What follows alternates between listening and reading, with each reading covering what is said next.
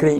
اپنی زبان میں بھی کر سکیں۔ میت کو اوراد کے علاوہ دیگر افراد کا قرآن پڑھ کر ثواب پہنچتا یا نہیں؟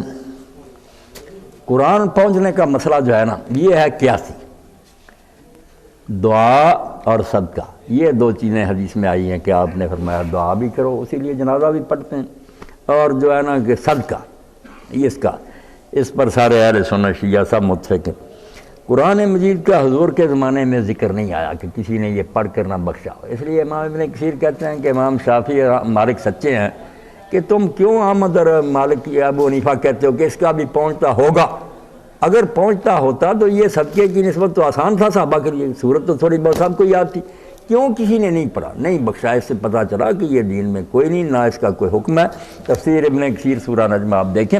تو جو کہتے ہیں پہنچتا وہ ہوگا، کہتے ہیں کہ ان کا جو پہنچتا تھا ان کا بھی پہنچتا ہوگا،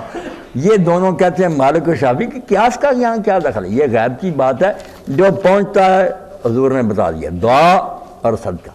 اب جو کرنا چاہے کر لے بے شک، اور اگر پہنچتا ہوگا تو پھر اولاد غیر اولاد کی کوئی بات نہیں، کوئی مسلمان بھی کرے گا اور دوسرے کی دعا کرے گا تو وہ خیر ہی خیر۔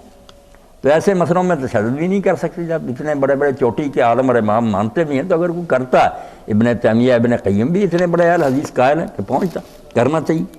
شوکانی بھی اس کا قائل ہے، امام محمد بن اسماعیل یمانی قائل ہے، تو یہ حرام کاموں میں سے نہیں ہے، اگر کوئی کرتا وہ بھی ٹھیک ہے، اگر دعا اور صدقے تک رہتا